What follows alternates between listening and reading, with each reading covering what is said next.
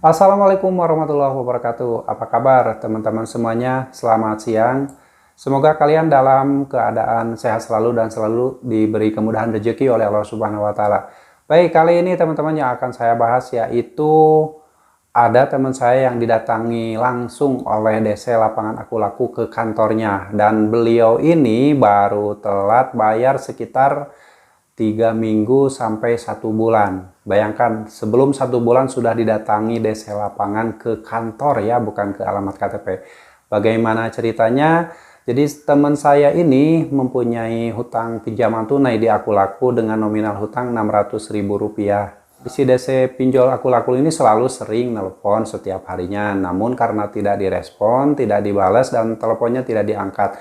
Akhirnya kurang dari 30 hari DC lapangan dari Aku Laku ini mendatangi kantornya, cuman tidak menemui teman saya. Jadi dia itu datang ke kantor awalnya, datang menemui security. Nah, di depan kantornya itu ngobrol sama security, mungkin menanyakan perihal teman saya tersebut. Tetapi setelah itu si DC lapangan Aku Laku tersebut tidak terus menemui teman saya, tapi dia hanya foto-foto aja. Jadi foto-foto di depan kantor, mungkin itu untuk laporannya ke kantor bahwa dia itu sudah mengunjungi nasabahnya. Lalu setelah itu, setelah tidak berapa lama, dia pulang kembali dan tidak pernah balik lagi. Nah, itulah DC pinjol Aku Laku yang mengunjungi nasabahnya yang sudah telat bayar kurang dari 1 bulan tetapi mendatangi kantor. Jadi buat teman-teman semuanya yang saat ini mempunyai hutang di Aku Laku, mau itu berapapun nominal hutangnya, kalian yang terpenting adalah tenang saja. Tidak usah merasakan takut yang berlebihan.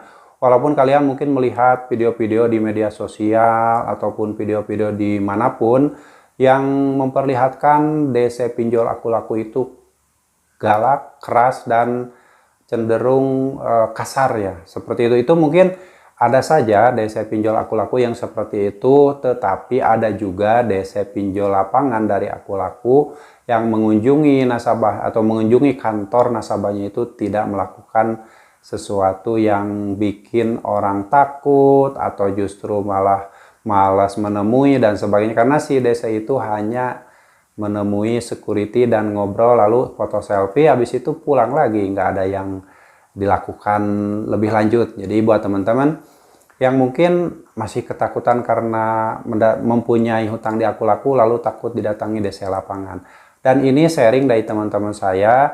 Lalu ada juga yang sudah telat 1 bulan lebih, itu ada yang didatangi langsung ke rumahnya bukan ke kantornya, tapi itu juga hanya menanyakan perihal tagihan, terus tidak memaksa untuk bayar di situ, hanya ngasih saran kalau misalkan bisa katanya segera dibayarkan. Itu ada juga ya DC lapangan Aku Laku seperti itu. Jadi tidak usah takut yang berlebihan ya ketika kalian mendengar dari seseorang dari media sosial bahwa ditagih oleh DC debt collector Aku Laku itu sangat mengerikan dan sangat galak, sehingga kalian tidak bisa mengendalikan emosi, rasa takut, mengendalikan diri kalian, dan akhirnya hal-hal yang belum tentu terjadi sudah dipikirkan dan bisa berefek negatif pada diri kalian sendiri. Jadi sebenarnya solusi-solusi ketika kalian mempunyai utang di pinjaman online, baik Aku Laku, Kredipo, Kredit Pintar, ataupun yang lainnya, dan kalian sudah tidak sanggup membayarkannya, solusinya kalian tetap tenang, tetap rileks, tetap sehatkan pikiran, jangan sampai berpikiran yang terlalu jauh lah intinya. Belum tentu terjadi udah dipikirin, yang akhirnya kalian menakut-nakuti diri sendiri, dan dari situ kalian tidak bisa mengendalikan diri sendiri dan akhirnya melakukan sesuatu yang di luar akal sehat. Banyak kejadian-kejadian seperti orang yang mengakhiri hidup, lalu ada yang mengakhiri hidup orang lain juga ada. Nah, itu sebenarnya tidak perlu dilakukan. Yang namanya kita punya utang dan sudah tidak sanggup bayar itu tidak perlu mengakhiri hidup. Bukan solusi terbaik. Lebih baik kalau memang kalian sudah mentok, tidak sanggup bayar, solusinya adalah stop aja, gak usah dibayar. Dalam arti ya kalian kalau memaksakan membayar lalu dengan cara gali lubang, tutup lubang, itu bukan solusi. Itu hanya menjerumuskan kalian ke lingkaran hutang yang semakin besar.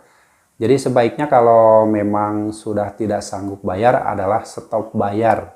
Stop pembayaran baik secara online, baik secara offline. Karena apa? Karena tidak ada uang untuk bayar.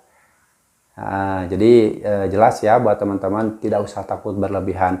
DC Pinjol Aku Laku datang ke kantor hanya foto selfie saja, wawancara terhadap security. Ya mungkin si DC Pinjol juga punya etika, tapi ada juga atau mungkin banyak beredar di media sosial penagihan-penagihan yang dilakukan oleh debt collector pinjaman online, terutama Aku Laku, sangat mengerikan dan akhirnya nasabah takut. Mungkin banyak juga nasabah yang sangat ketakutan karena melihat penagihan-penagihan dari DC Pinjol, baik itu Aku Laku, Shopee, atau Kredipo, Kredit dan lainnya yang akhirnya ketakutan berlebihan dan tidak bisa mengendalikan diri.